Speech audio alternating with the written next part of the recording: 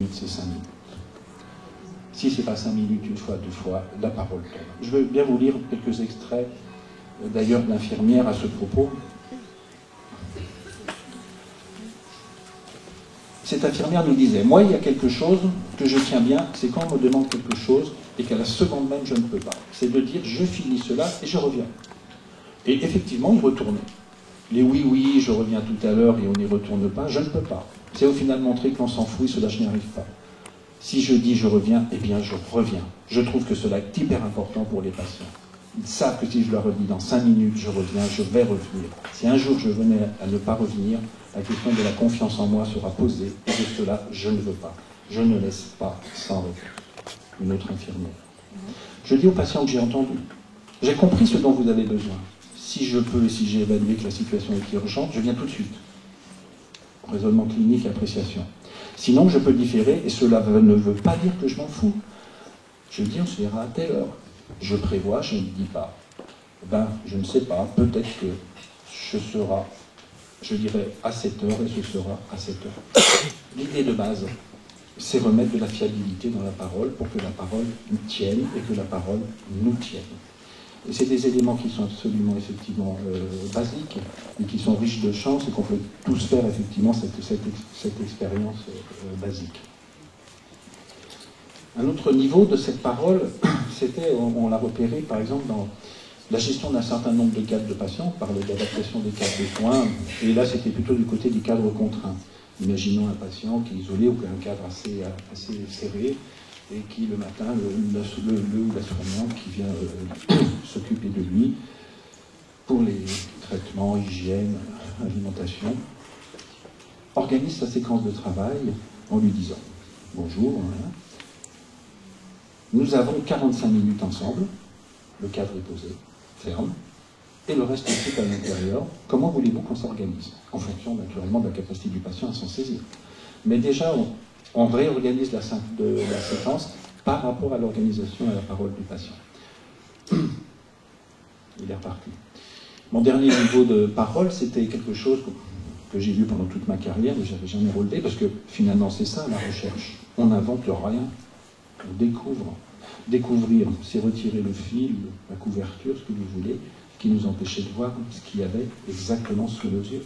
La question de la recherche, c'est réinterroger les évidences du quotidien. Là, on a appelé ça l'action, le dernier point, on a appelé l'action spéculaire de la parole. C'était donc des soignants qui parlent entre eux en public d'un patient ou du groupe de patients dans toute situation de la vie, de l'unité. Et ça ressemble à une aparté.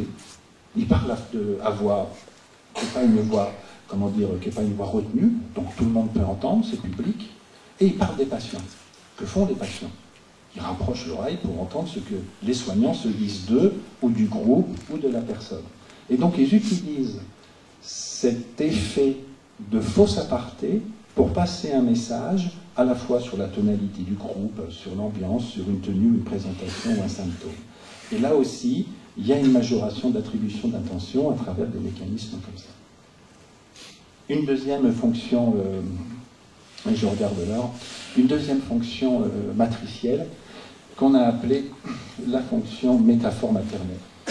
Je crois que Marcellus, tout à l'heure, parlait de la fonction paternelle et de la fonction maternelle, et également dans son exemple très imagé de la maïeutique, cette idée de porter, et donc moi, ça, évidemment, j'ai associé avec le holding, et surtout le holding unicotien, tenir, présenter. Et dans cette idée, et ça rejoint le thème de notre argument aujourd'hui, quelle idée de mettre des gens 24/24 dans un lieu qui s'appelle un hôpital. Petit aparté sur cette idée, c'est bien notre question. Qui dit hôpital dit infirmier. Qui peut imaginer un hôpital sans infirmier? Donc il y a bien des attendus de l'infirmier. Ce qu'on a appelé la métaphore maternelle, c'est ce qui est attendu de la structure hospitalisante en plein. On attend quoi de l'hospitalisation? Un hébergement, des prestations hôtelières, sans doute un accès au corps privilégié, un certain nombre d'éléments comme ça. Et donc, on a déporté cet attendu structurel sur la fonction infirmière, et on l'a appelé à cette fin la métaphore maternelle. Alors là, il y a différents éléments. La permanence, bien sûr. il y aura toujours quelqu'un, on peut tirer la bobine, et on a fait une différence entre naturellement la permanence réelle et la permanence symbolique, et ce jeu entre les deux pour nos patients, d'accrocher du symbolique à partir de ce réel. Je reviendrai sur la fonction rouge. La fonction repère, bon, c'est tout ce qui touche à la cardinalité et à la calendarité, le repère dans l'espace-temps. Et Dieu sait si parfois ils sont incessants, répétitifs, ces moments. Et quand ils arrêtent de l'être, c'est ce qu'on a appelé la scansion. C'est-à-dire qu'il y a quelque chose qui se passe, il y a un avant et un après. Le patient posait souvent cette même question en termes de repérage, et à un moment donné, il y a une internalisation qui est faite, il ne se la pose plus. Il ne vient plus demander « qui c'est qui est là cet après-midi ?» ou des choses qu'on peut entendre. La fonction imprévue. Cette fonction imprévue, on ne l'a pas justement prévue du côté de ce qui est prévisible, l'entrée un peu qui doit arriver assez rapidement, des choses comme ça. L'imprévu, on l'entend du côté de l'étonnement. Autrement dit, une différence de registre entre ce qu'on connaît habituellement d'une situation de soins d'un patient, du groupe, et ce qui est inhabituel dans sa présentation, dans un niveau de dévoilement, dans une parole, dans un élément, effectivement, d'anamnèse du patient. Et on utilise. C'est ça la fonction imprévue. C'est la capacité à s'étonner d'un renouveau d'une présentation pour pouvoir l'utiliser à d'autres fins et éventuellement à des fins d'exploration. La fonction rêverie, c'est simplement reconnaître qu'on peut porter psychiquement des patients dans des rêveries, ici effectivement en pris de type rêverie maternelle, et que laisser de manière filandreuse évoluer sa pensée comme ça sur un patient peut nous amener aussi à visiter et à se représenter différemment la situation. Donc c'est ce mécanisme qui est courant, qui existe, mais c'est aussi le reconnaître. Je vais m'arrêter plus sur deux fonctions. Ces fonctions aussi, je les ai entendues ce matin. Du côté, je recherche le point qu'avait évoqué Marc Toulouse, cette capacité d'être là, sans être trop là, sans trop en faire. Cette fonction, elle n'est pas anodine pour nous, infirmiers en psychiatrie. D'une part, c'est la fonction la plus représentée dans notre arme de catégorisation. C'est celle qui arrive en premier.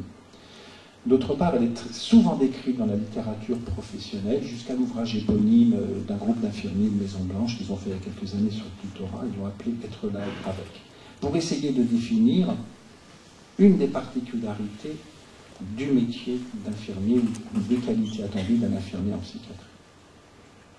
Être là, c'est affirmer une présence sans l'imposer. C'est donc construire une offre de disponibilité potentielle, marquée d'un regard, d'une bienveillance et d'une intentionnalité. C'est un travail de présence, c'est une approche phénoménologique, mais c'est un travail de présence dans la présence. C'est aussi se montrer, c'est aussi être là, c'est être à distance, c'est être jamais loin, sans être sur le cœur de l'action, c'est dans ce qui peut être un contact visuel ou des éléments comme ça. Mais c'est une manière d'habiter sa fonction et son rôle à un moment donné. Cette fonction vient poser rapidement dans notre approche la question de l'acte. On est dans une logique par acte depuis la Révolution française, en France et dans d'autres pays, là où d'autres pays sont plus dans une logique de mission. Et on est également dans une logique de l'acte pour la comptabilité de l'activité, que ce soit en train, en libéral, etc. Et que souvent, notre décret, notre ancien décret de compétence, même s'il tend, est un énoncé d'acte. Pour autant, quand on a relié ou exécuté tous les actes, ça ne dit pas qui on est. Ce n'est pas l'acte qui va définir effectivement le métier ou la fonction. On s'est appuyé sur les travaux de Le Bortez sur cette idée d'approche de l'acte. Il trouve 5 catégories à l'acte. Le macro-acte, ça serait l'accompagnement au long cours d'un patient, le maxi-acte, une réforme des études. Mais ce qui nous intéresse, nous, ça va être nos actes du quotidien. Toutes les actions telles qu'on les a repérées dans l'informel touchent à des micro-actes ou des mini-actes. Autrement dit, ils n'ont pas assez de densité ou d'ossature pour accéder au statut d'acte, mais la réunion, la collection, la connectivité des actes en font des actes pleins et entiers en termes symboliques, en termes de richesse humaine et sociale, en termes d'observation et en termes de clinique. Pour autant, ils ne rentrent pas dans une saisie d'activité qui permettrait de les matérialiser. Ah oui, juste un dernier point. cette distinction entre le travail productif en termes d'actes et le travail non productif mais qui produit du lien social, le praten et le poen existait déjà dans l'Antiquité. Je m'arrête sur cette fonction immersion. Alors, vous avez dit rendre lisible. L'ensemble des mots qu'on a choisis, c'est les mots qui nous parlaient pour nommer ces actions. Là, on parle d'immersion. Qu'est-ce qu'on veut dire? Action volontaire d'aller au-devant du groupe patient sans autre intention que d'aller au contact du groupe patient. Donc on ne va pas le chercher pour un entretien, on ne va pas lui prendre attention, on va au contact du groupe voir ce qui se passe. Des petites sondes comme ça qui vont dans l'unité ou à l'extérieur de l'unité qui ramènent des informations. Alors où ils sont les patients? Il y en a qui fument, il y en a qui sont dans le parc, enfin, je ne sais pas, il y en a qui jouent au salon, il y en a qui sont à la télé, là où il y a des lieux collectifs, bien sûr. Et c'est aller dans ces moments-là, là où est le groupe patient. Et il se passe des choses particulières. La question de la représentation de l'autre du côté du patient, ici du soignant, la question du statut est réinterrogée, voire elle tombe. Est-ce qu'il vient à la télé pour écouter les infos ou est-ce qu'il vient nous surveiller? Est-ce qu'il vient fumer parce qu'il a envie de fumer ou est-ce qu'il vient être avec nous, etc., etc. Vous pouvez multiplier sur tous les supports du quotidien. Ce mécanisme est fécond. Il a des propriétés. Première des propriétés. Il abaisse le seuil d'interpellation à l'autre. Ce qui ne peut pas être dit dans des moments plus formels va trouver un lieu propice, effectivement, de formulation, d'interrogation. C'est un élément puissant, effectivement, pour avoir des informations et des observations sur le patient, sur le groupe patient, leurs réunions, leurs dynamiques, leurs possibilités, enfin tous les mouvements qu'on peut observer dans une unité. Autrement dit, ce sont des espaces transitionnels dans le sens où il n'y a pas, comment dire, dans le sens où c'est bien l'indécidabilité de leur statut qui est gage de leur fécondité et de leur, comment dire, de leur efficacité. Vu de l'extérieur, un infirmier qui va lire le journal avec les patients, mais quand même, il n'est pas payé là pour lire le journal. Mais en fait, il ne lit pas le journal. Il utilise un support papier pour être en contact avec les patients et procéder à un certain nombre d'informations, d'évaluations, d'observations.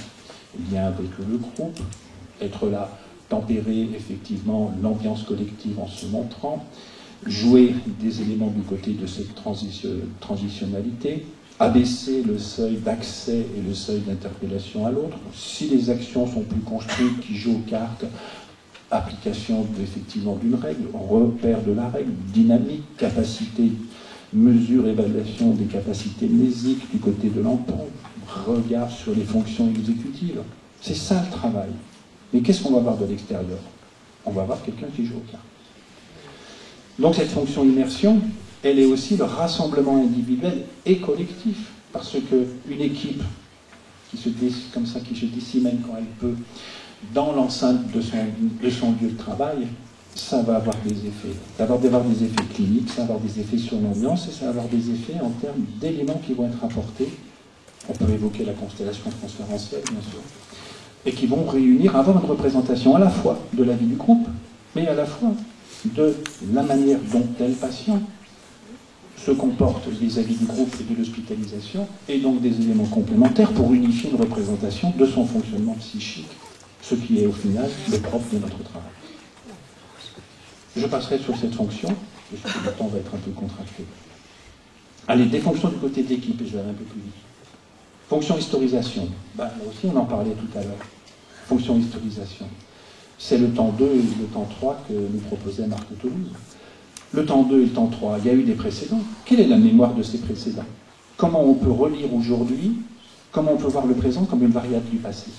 Plus cette fonction historisation est ancrée, historisation du côté du patient, historisation du côté de l'équipe et de l'institution, plus on peut voir le présent comme une variable du passé et reconstruire des choses par rapport à cette antériorité effectivement des connaissances. La fonction alimentation de l'empathie, c'est une fonction qu'on a également découverte. Là aussi, tout à l'heure, Marc Toulouse nous parlait de lutter contre le découragement, de lutter contre la répétition. L'historisation aide à lutter contre la répétition. Et cette fonction, elle est particulière. Elle est en deux temps.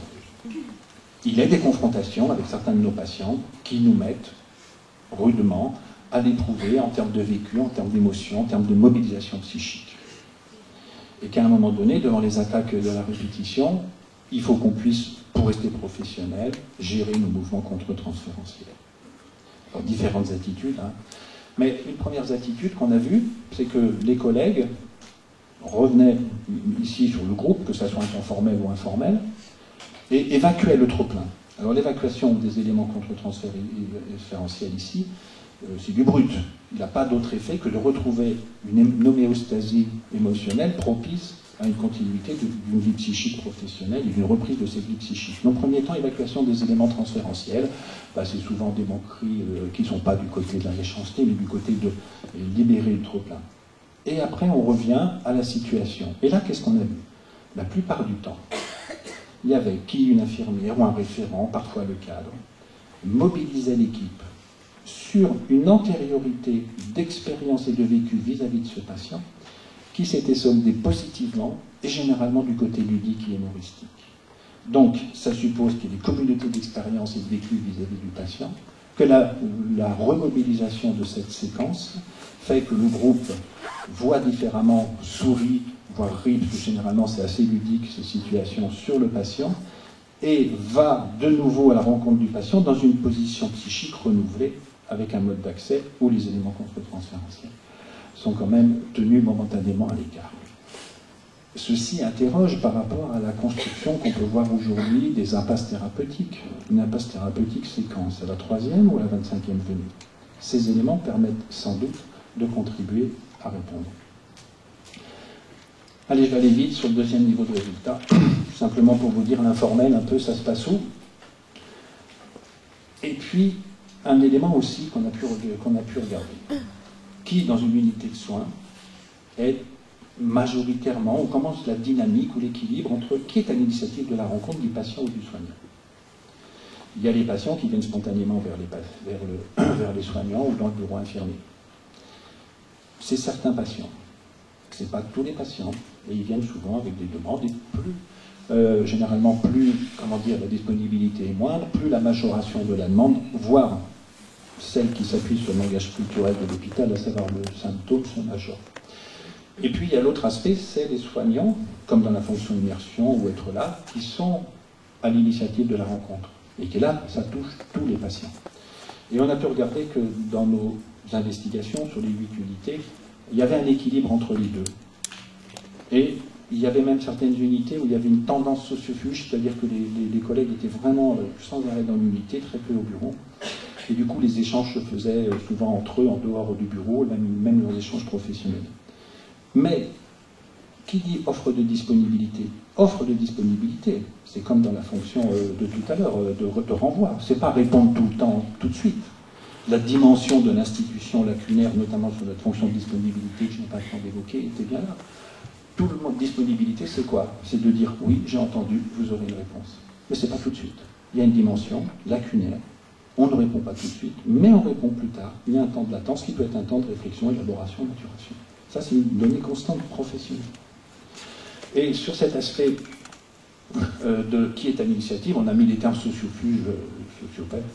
C'est simplement de voir que quand les équipes ont la possibilité d'être beaucoup plus au contact des patients dans l'unité, avec l'abaissement, équipe, pas uniquement infirmière, quand il y a des médecins ou d'autres professionnels, l'effet est majoré encore. Il y a un abaissement de la demande à tout niveau, et généralement, les unités qu'on a vues, les 8 unités de psychiatrie générale, il n'y a pas de différence, il régnait plutôt une forme de quiétude, dont était témoin le faible niveau d'interférence ou d'attaque des temps communs, que ce soit le café ou la relève ou des éléments comme ça. Ce n'est pas une démonstration là, en termes de recherche, c'est juste un constat qu'on a pu faire sur ces... Dans ce tableau, c'était localisé un peu l'informel en termes de lieux. Les zones en gris, c'est les lieux qui sont communs à toutes les unités, en vert, celles qui sont particulières à une ou plusieurs unités. Évidemment, le bureau infirmier est le lieu électif, avec ses lieux de la permanence. Mais le deuxième point, il est tout en bas, je ne sais pas si on le voit, c'était simplement que le deuxième lieu électif, c'est les couloirs et les halls, comme lieu producteur d'informel. Ça a une signification particulière. Cette signification, c'est que dans une unité de soins, même le couloir ou le hall, ce n'est pas uniquement un artefact architectural pour aller d'un point A à un point B. C'est potentiellement un lieu de croisement, un lieu d'échange et un lieu de rencontre. Le fait de dire bonjour n'est pas simplement être dans une civilité nécessaire pour accéder et faire exister l'autre, mais c'est déjà une intention sous-jacente d'en construire quelque chose. Et bonjour, comment ça va? Civilité qui évolue sur une conversation, qui peut évoluer vers un dialogue, qui peut évoluer vers un entretien, ici informel, qui dit entretien dit objectif à l'interaction. Donc, l'ensemble de l'unité est potentiellement un lieu. Deuxième point, les variables de temps. On a regardé quand ça se passait. Je vous disais tout à l'heure qu'il y a un continuum. C'est, comment dire, que toute forme est de l'informe. Dans les organisations, si vous regardez, il y a des pics d'activité en termes d'informel. Et si vous regardez les horaires, les infirmiers que nous sommes, on sait bien à quoi ça correspond. Ça correspond au temps de chevauchement ou de relève. Donc, autrement dit, quand les infirmiers sont pris à un moment donné sur une tâche, sur un élément programmé, derrière, il y a des pics d'activité, que tout ce qui a été non répondus à ce moment-là se multiplient, oui, sont disponibles, et indépendamment de la tâche qu'ils ont à faire, il y a des interpellations multiples, en fait, et puis d'organisation du temps d'activité. Troisième niveau de résultat. Là aussi, je vais essayer d'aller un peu vite. C'est les invariants, c'est ce qu'on a trouvé partout. Je vais commencer par le dernier. On est dans l'informel, donc quand on parle de porte ouverte, évidemment, on ne parle pas des portes de l'unité, on ne parle pas des temps protégés ou dépendant de la confidence, ou des temps d'accompagnement à l'intimité, ou le nécessaire respect de la pudeur. On parle des temps où les collègues sont dans le bureau infirmier ou à tout autre lieu, et de leur manière de travailler. Donc toutes les unités, tous les collègues travaillaient porte ouverte. Ça aussi, c'était une découverte. C'est une pratique que j'avais en termes professionnels, cette manière d'être en lien, cette réactivité, cet être-là, cette attention à l'autre à travers la porte ouverte. Mais jamais j'aurais pensé que le meuble porte pouvait avoir toutes ces significations et pouvoir être un élément qui énonce une intentionnalité de dispositif. Qu'est-ce que ça veut dire, la porte ouverte? Ça veut dire qu'il y a une localisation mutuelle.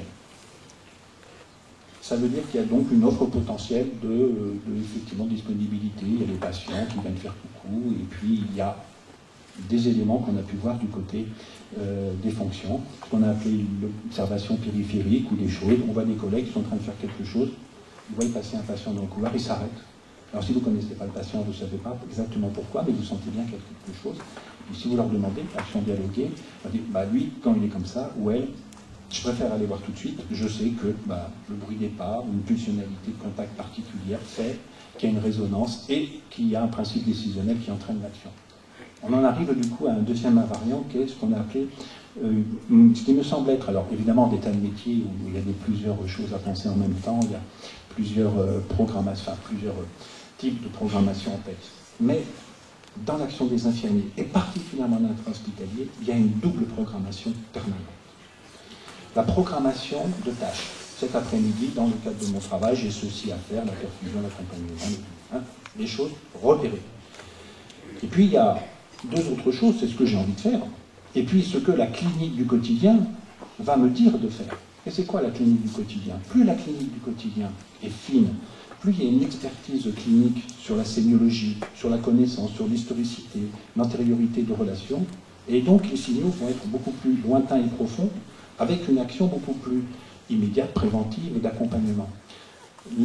La double programmation, c'est au titre de la réactivité, le patient qui passe dans le couloir, et lui quand il traîne les pieds, c'est pas comme d'habitude, ça veut dire quelque chose, je vais voir. Je laisse mon action programmée, je vais sur la réactivité au plus près de la source, je vais voir ce qui se passe, essayer de comprendre, voir si je peux accompagner, apporter une réponse, et je reviens à mon activité. Sauf que ce mécanisme, il est incessant et permanent. Et il dit quelque chose de cette reprogrammation constante de la charge mentale du soignant au travail.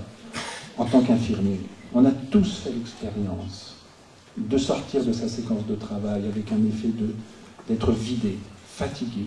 On regarde la tâche concrète, programmée. Les soins ont été vite faits. Mes rapports d'observation ont été extrêmement laconiques. Et pourtant, je n'ai pas arrêté. Je n'ai pas arrêté d'être en réactivité, à boucher les trous de tous les côtés, de façon à garder quelque chose de l'unité. Et c'est ce fonctionnement qu'on a pu effectivement mettre à jour.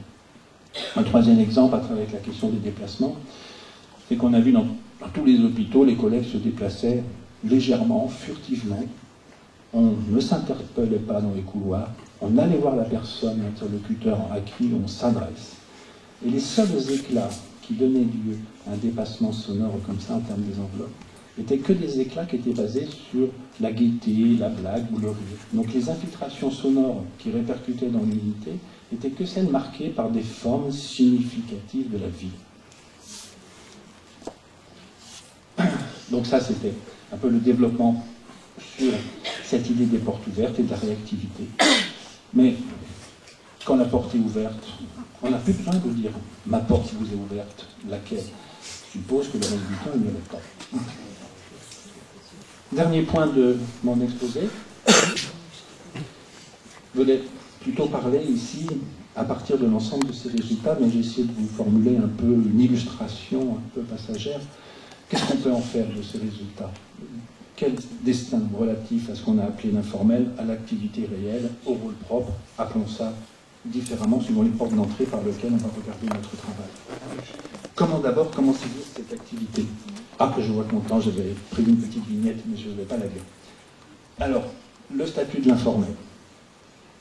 Le passage. Quelques actions peuvent effectivement être programmées.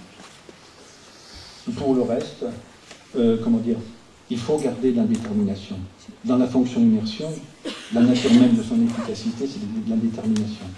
Mais si on sait que ça fonctionne, il faut effectivement pouvoir le reconnaître. Le statut résiduel de l'informel, c'est qu'au-delà de tout ce qu'on a pu repérer, il est co-substantiel de l'activité. On peut bien penser l'action, on rencontre toujours l'acte, et donc il y en aura toujours. Peut-être un point sur cette question. Dans nos populations témoins, donc on avait interrogé les psychiatres et l'ensemble des cadres des unités sur ces actions. Et du coup, c'est, non pas un biais méthodologique de la recherche, mais une limite. Les équipes qui nous ont accueillis étaient volontaires pour le faire. Évidemment, c'est un principe éthique de base, pour encore augmenter la logique de prélèvement à cet endroit. Et finalement, s'ils nous ont accueillis, je coltinais un collègue pendant une semaine derrière soi, je leur disais, je vous suis comme votre ombre, ça ne demande plus qu'un pain, puis je notais tout ce qui m'intéressait dedans. Jamais d'ailleurs, ils m'ont demandé ce qu'est-ce que je notais. Des équipes étaient d'accord. Et ce volontariat supposait qu'elles avaient un intérêt avec notre thème. Et c'est ce qu'on a retrouvé dans le traitement des analyses croisées des entretiens.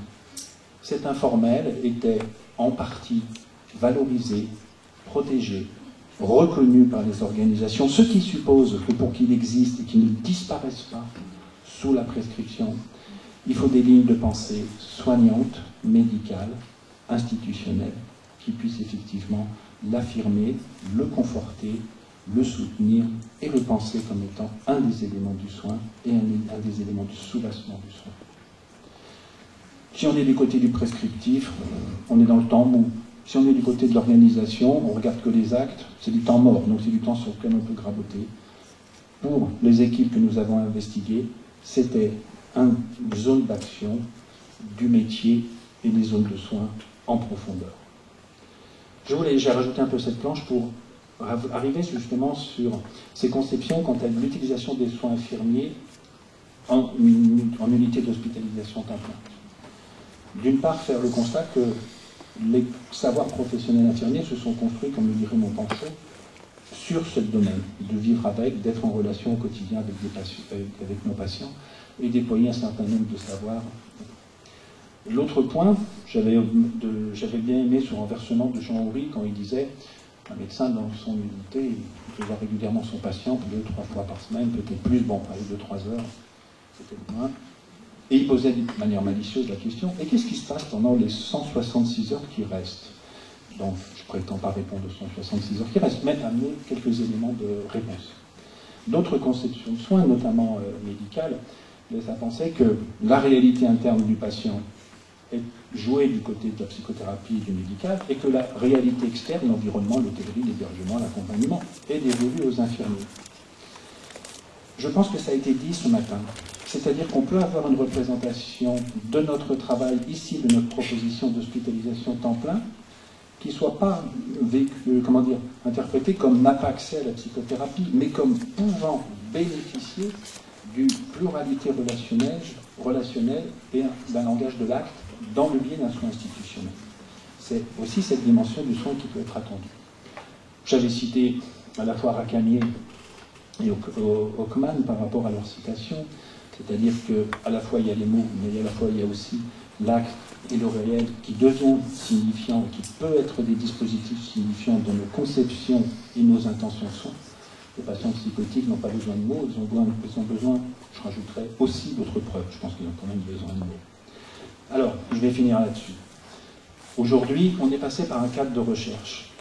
L'ensemble des résultats que je vous propose dépasse la question du récit d'expérience, de mon expérience professionnelle d'ISP, pour être établi sur ce qui est appelé de données valides.